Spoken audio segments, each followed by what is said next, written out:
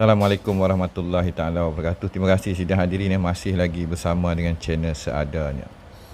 Baiklah, sidang pada pagi ini membicarakan babak kedua akan kandungan buku Kosmologi Warisan Atomik Melayu muncul semula. Jadi tajuk kita mulakan dengan orang Melayu faham alam gaib serta asal usul wujudnya, iaitu teras ketuhanan kepada wujudnya insan di muka bumi. Ni benda berat sebab keimanan itu bukannya hayal sangka ataupun serkap jarang. Jadi di hadapan kita ni, kita ada yang apa mereka dah kaji. An atom is about 99.99% empty space. Percaya atau yakin kepada yang gaib. Lantas mereka mengatakan, andai kamu memindahkan keseluruhan ruang kosong daripada atom seluruh manusia, keseluruhan umat manusia itu hanyalah memenuhi kepadatan sekotak 4 segi cube gula, saiz cube gula. Ini partikel zarah yang membentuk berbilion manusia tu. Kita ambil semua atom tu, partikel tu, kita padatkan, kita ni manusia ni hanyalah sekelumit. Ni benda yang sentiasa manusia katakan kita ini hanyalah umpama sebutir pasir di pantai ketuhanan. Lantas dunia Melayu sebenarnya memahami dan percaya dan yakin dengan sebenar-benar yakin. Pada hari ini minda kefahaman kewarasan Melayu yang digeruni penjajah suatu masa dahulu dan seantero dunia telah hilang. Mula muncul sedikit demi sedikit. Bukankah itu iman? Iman yang benar atau iman picisan? Kata iman tu Iron Man. Apakah definisi dan takrif menjadi manusia? Di dalam kita membicarakan kosmologi warisan leluhur kita akan melihat perkataan lembaga, sarung, gua, harta, sepersalinan, kain sarung, disarungkan pakaian daripada ujung rambut sampai ujung jari jemari. Lantas di sini yang dalam video saya sebelum ni, yang menceritakan kedudukan dan kefahaman bangsa Melayu di dalam kosmologi dan juga warisan kisah manusia pertama di muka bumi. Inilah yang hilang sebenarnya. Hilang sebuah ingatan atau memori, atau hilang sebuah sejarah sebenar yang mereka tutup. Tapak-tapak sakral, tapak-tapak original yang ada di muka bumi yang mereka kawal sehingga hari ini, yang tidak membenarkan manusia itu pergi secara zahir ataupun batin. Maka berlakulah perang yang dikatakan Saka satu masa dahulu. Di dalam lembarannya naskah perang Saka, Rahsia Gunung Ledang, Hang Tuah, Puteri Gunung Ledang. Sekarang adalah perang gelombang, perang materialistik, perang merampas keimanan. Ini adalah sebuah hakikat yang amat pedih kepada ibu bapa, ayahanda bonda, nenek, atuk dan pejuang-pejuang kita dan orang-orang kita yang masih waras, yang sedar diri bahawa hidup ini sementara, yang kita sedang diuji teras dan akal umbi warisan zaman berzaman yang telah diwariskan permata itu. Kita dipukau, digodam, dipropaganda untuk buang. Kita dah tak pakai tanjak yang original. Kita dah tak reti tata cara memakai tanjak nilai the right of passage selaku Melayu. Kita tak faham konsep selempang. Kita tak faham busana, kita tak faham baju Melayu, kita tak faham samping. Yang tinggal hanyalah nilai estetik. Maka model-model penjajah dan penunggang agama dan bangsa ke hadapan Mereka memperagakan sama macam stage show di negara barat. Badan comel, cantik, gah, tetapi kefahaman tu tidak ada. Maka daripada SOP, sepersalinan warisan bangsa yang agung, permata ayahanda Adam dan Hawa telah diperkotak-katik. Ini adalah ujian akhir zaman. Lantas tanpa membuang masa, saya bacakanlah prakata dan pengenalan warisan Melayu merentasi lembah tua dan pentas tertua, iaitu prakata kepada kandungan buku kosmologi warisan Melayu. Warisan orang-orang kita dan leluhur kita pernah suatu masa dahulu menjadi paksi dan teras kepada peradaban dunia. Titik wujudnya bertapaknya manusia di muka bumi ini adalah sebuah rahsia, sama ada yang mereka sorok atau cuba lenyapkan. Ini adalah sebahagian daripada ujian kita di kala ini, detik dan ketika inilah ni. Kita termasuk ayahanda dan bonda kita dan datuk kita dilahirkan di tengah-tengah sebuah kisah yang merentasi masa alam beralam dan sebuah kosmologi atau dunia yang amat besar dan amat luas. Dunia kita bukan kecil, tuan-tuan. Maka berkumandanglah Allah Subhanahu Wa Taala yang maha besar, dilaungkan setiap 5 waktu. Apakah maksud dan pengertian yang maha besar? Pengertiannya ini kosmologi keluasan yang tiada terkira. Ini jua menjadi teras kepada keilmuan dan warisan mengenali kepada anak-anak bangsa kita suatu masa dahulu dan moyang kita.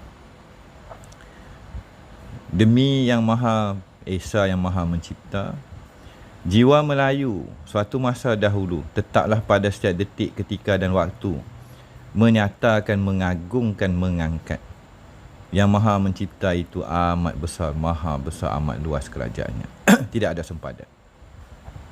Maka ujian di kala ini, di titian masa ini adalah melihat atau merenung akan sebuah kisah dan masa, timeline yang telah berlalu dan yang bakal datang.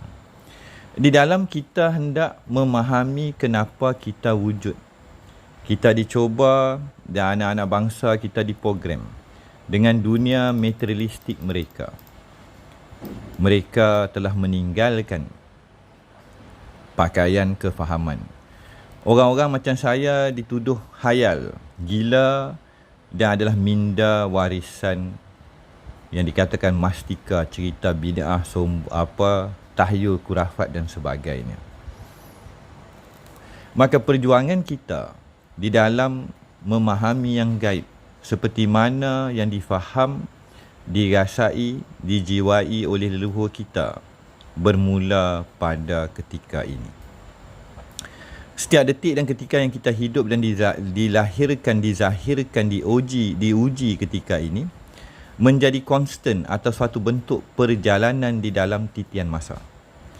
Kat sini kita terpaksa keluar daripada budaya digembala, didongkikan, menjadi lembu, dicucuk hidung dengan tali. Aliran mereka, aliran penjajah yang telah meranapkan kefahaman dan mahukan kita bertaklid dan beriman kepada dakwat dan buku. Dakwah hitam mereka, kefahaman mereka dan cerita-cerita mereka telah menjadi tabir, dan kita mempertuhankan dan meletakkan ilmu di antara Yang Maha Esa. Perjalanan laduni terus langsung tanpa tabir telah terputus. Kita dipropagandakan, didogmakan, ditarikan, diinjek, diprogram pada setiap detik dan masa kembali kepada dunia materialistik. Kita tetap didongkikan, dikaldaikan, ditunggang oleh mereka tanpa kita sedari. Maka lembaganya kita ini, yang dinamakan manusia ini, insan ini, orang ini, sarung ini, sudah semestinya mengandungi rahsia dan berbagai lapisan diri, seni atomik dan juga partikel, fizik, kuantum, daya dan medan, dan juga kedudukannya di sebuah pementasan dan polariti aliran tarikan dan daya tenaga sekitar di dalam dan semesta jagat raya ini. Maka Pada setiap detik dan ketika kita tidak mengenali apatah lagi memandang apa yang ada di dalam jari jemari kita, tapak kaki kita, wajah kita, mata kita dan pola dan tari berbagai kekuatan yang ada di dalam diri kita. Kita sentiasa dipukau merujuk kepada dakwah hitam. Berbaliklah kepada benda yang material, bukannya kepada benda yang cahaya, nur ataupun rahsia di dalam diri tadi. Jika hendak kita kenali dan mengalami, apatah lagi boleh dan mampu mempelajari hatta memahami segalanya ini, maka adalah tiada kemampuan yang itu melainkan berlaku sesuatu yang di luar jangkaan. Ini kerana terhadnya masa kita di zaman moden ini di dalam meluangkan masa menjalani the rite of passage, mengenali seperti mana leluhur kita kenali. Ditambah dengan faktor umur, had, penyakit dan segala ujian rintangan programming, berapa jam dan hari sahaja yang berbaki dikala kita menatap tulisan saya ini, mendengar cerita saya ini, di dalam mengenali dan memahami akan perihal tercipta, terwujud, menyaksikan, disaksikan, diperjalankan atau keabsahan kita, syahadah kita pada setiap detik, ketika dan waktu. Maka mereka telah menjadikan api itu sebagai Tuhan, cahaya materialistik mereka, cahaya logik mereka. Maka laungan dan kedudukan Allah SWT yang maha besar itu dan berapa kerdilnya kita di muka bumi ini, pada setiap titik-titik, notah-notah di dalam talian masa dan highway atau jalan kewujudan, moment in time ini menjadi amat kecil, umpama sekalumit di dalam bahasa Melayu dan peribahasa kita. Mentari teknologi, mentari programming, mentari dogma dan cerita-cerita orang. Cerita guru ni, cerita orang pandai ni, kita umpama hamba abdi 24 jam. Kita terduduk dan tertunduk dan kita tidak menyembah kepada yang esa, yang tunggal semata. Kita sendirilah yang menghamba abdikan kita kepada manusia-manusia yang mengangkat diri mereka menjadi wakil Tuhan. Sedangkan utusan kita hanya satu. Kita diarahkan hanya melihat, memandang kepada Rasul sekalian alam, baginda Nabi Muhammad SAW. Apakah takrif, definisi dan kedudukan sebenarnya Rasul akhirul zaman? Dan cerita dan jalan yang hendak dibawa oleh baginda mengembalikan kita kepada satu tahap dan makam yang tidak ada tirai antara dia dan kita. Jangan letakkan sesuatu di antara diri kita dengan yang maha mencipta. Maka inilah yang menjadi persoalan, menjadi kebenaran di mana akhir kalam manusia-manusia itu sebenarnya bertuhan yang ramai. Manusia itu menyembah diri sendiri, manusia itu gagal memahami mesej dan juga siapa dan apa dia dan bagaimana lagu mana utusan terakhir tadi. Jadi kita sambung. Masa persekolah, kerja dan tugas sebagai suami isteri, ketua keluarga, jadi Grab driver, Panda Food, Lala ke kan. Dan keluarga telah diolah oleh pihak penjajah atau barat di dalam sebuah skema pembelajaran yang menjurus kepada acuan dan pola pemikiran. Ianya telah merampas masa, waktu dan budaya termasuk khazanah warisan kenal mengenal sejak ratusan ribu malah jutaan tahun terdahulu. Inilah antara hakikat dan realiti kehidupan kita di abad ini. Tanpa kita sedari akan kedudukan kini dahulu yang bakal hadir, di manakah positioning kita pada setiap detik, ketika dan kala. Kita umpama lilin yang dinyalakan, yang menerangi dan ada cahaya, tapi kita lupa pada cahaya dan kita memandang kegelapan. Kita tak kenal diri kita sebatang lilin. Hari demi hari, masa demi masa, kita akhirnya tumbang dan merugikan, menjadi hampa segala apa yang kita buat. Lantas tumbangnya hierarki dan sistem pembelajaran kosmologi alam dan pentas Sunda Melayu, termasuk Kedah Tua, Gangga Negara dan sebuah sejarah yang menjadi rahsia, yang belum boleh lagi diawamkan di kala ini jua menjadi polemik dan ketidakpercayaan anak-anak bangsa moden dan negara yang baru. Sistem yang berteraskan kepada pulangan, riba, materialistik politik sosioekonomi, nilai materialistik berbanding tamadun jiwa dewa asa, sulaman tekad dan akad antara keluarga-keluarga Melayu dengan ketuhanan dan Nabi dan Rasul yang terdahulu telah hilang lenyap. Akibat mereka melarikan diri usai perang ratusan tahun, ribuan tahun dan adat budaya pembelajaran yang berangkai dengan zaman ketuhanan ahli kitab Melayu sebelum kita dilahirkan ini telah dipadamkan. Taksub berpuak dan budaya radikal pihak yang menang melakarkan dan tiada akan membenarkan sistem mengenali diri ketuhanan dan warisan budaya bangsa ini terzahir semula. Maka berlakulah perjanjian atas perjanjian, komplot atas komplot dengan berbagai kongsi naga-naga sepen yang dilarang oleh Yang Maha Esa, Yang Maha Pengasih dan Maha Penyayang. Maka warna-warni kehidupan iman dan cahaya dan pencahayaan itu diguna pakai di dalam sistem entertainment mereka, bunyi mereka, gelombang mereka, 5G mereka dan berbagai teknologi yang ada untuk melarakan kita dan tidak kita memandang kepada Yang Maha Esa. Cahaya mentari ketuhanan telah yang ada, sentiasa ada, tidak terputus itu mereka kalih, maka kita menjadi bangsa dan golongan yang berpaling daripada cahaya mentari Ruhullah, Nurullah, Nur Muhammad dan Yang Maha Esa sejati tunggal. Maka realiti agama pula adalah penantian di akhir zaman ni. Kita nantilah Imam Mahdi, kita tunggulah segalanya itu cerita semua lepas mati. Suatu masa dahulu Nabi dan Rasul ada dan wujud zahir dengan umat-umatnya, diwarisi oleh pewaris dan suatu konsep mengenal dan memahami dan kekal di dalam sebuah institusi ketuhanan yang langsung, di mana ada wakil Nabi dan Rasul yang boleh berbicara atau berhubung dengan ketuhanan Allah SWT yang Maha Esa itu. Maka inilah yang menjadi persoalan dan masalah manusia akhir zaman.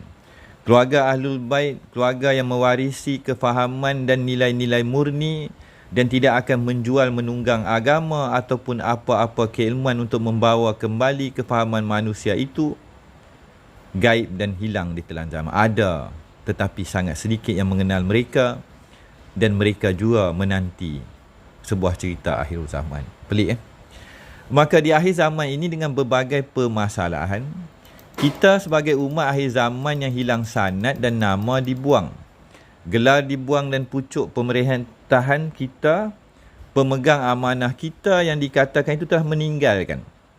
Mereka telah meninggalkan adat, institusi dan keilmuan bangsa ini. Ini adalah sesuatu yang amat sedih, terang dan jelas, dan bukanlah lagi sebuah tomahan atau tuduhan atau fitnah atau sembang kari. Jelas dan terang sebuah tamadun institusi yang agung, terselah dan pastinya berangkai dengan Nabi dan Rasul terdahulu yang pernah wujud dan mengalir di dalam darah anak-anak bangsa pentas tua ini, Melayu, Raja Melayu, Sultan Melayu ini telah dirobek-robek, dipecah-pecahkan, dikasta-kastakan dan kefahaman itu telah diputar-belitkan. Berbagai aliran, sama ada tarikatnya, sufinya, hakikat dan marifatnya wujud, ibarat cendawan tumbuh, malah yang mengaku Nabi, Rasul hatta aliran Wahdatul Wujud dan berbagai pola pemikiran sedang berkumandang di sekeliling kita. Teras atau kesamaan dan pola kesatuannya seia sekata. Kata-kata tauhid, rasa tauhid, jiwa tauhid telah lenyap menjadi barang mencari sebilah jarum peniti mah di celah-celah rumput di seluruh muka bumi. Ianya sudah tiada wujud di peringkat kampung, negeri atau negara dan global. Perpecahannya jiwa yang kalut, berkeceramuk, pentingkan diri sendiri, hasad, dengki dan tiada mengenal diri Melayu ini termasuk sihir dan segala propaganda dan programming telah menguasai kepimpinan dan sistem pemerintahan negara dan warisan kita. Maka berbagai kisah momokan, propaganda dan cerita kehebatan warisan termasuk keilmuan menjadi pementasan dan kesombongan sesetengah pihak tanpa duduk di dunia nyata dan melihat sekeliling dan kembali kepada konsep rumpun atau sarumpun di taman bunga, sekebun bunga, ciptaan dan warisan bonda ayahanda pertama-tama itu. Maka ini adalah prakata. Jadi saya bacalah series. Pembaca yang aktif menonton channel seadanya pastinya akan memahami. Saya akan menyelitkan beberapa ungkapan atau kosmologi dan kias bahasa dan pembayang. Seperti mana rumpun di Taman Bonda Pertiwi, taman kebun bunga kampung halamanku. Konseptual pembayang memahami atau di dalam konteks people of understanding. Bagi mereka yang memahami atau memikirkan, tidakkah mereka berakal dan melihat kejadian langit dan bumi dan menyaksikan apa yang sedang berlaku di hadapan mereka ketika ini? Maka sidang dan pembuka kata kepada buku hamba saya ini, seadanya jua adalah di dalam konteks dan bentuk penulisan yang agak berbeza daripada yang ada di dalam pasaran. Gaya atau cara tulisan saya ini pastinya akan cuba dan kadang-kadang akan saya selitkan dengan bahasa atau buah pemikiran dan cetusan atau pembuka dan teka-teki. Supaya diri pembaca itu akan terbuka merasakan sesuatu daripada pembayang atau rasa menjamah buah bingkisan akan apa yang ada tersirat dan tersurat. Kita bakal bersambung dalam babak berikutnya. Wabillahi taufiq wa hidayah. Assalamualaikum warahmatullahi taala wabarakatuh.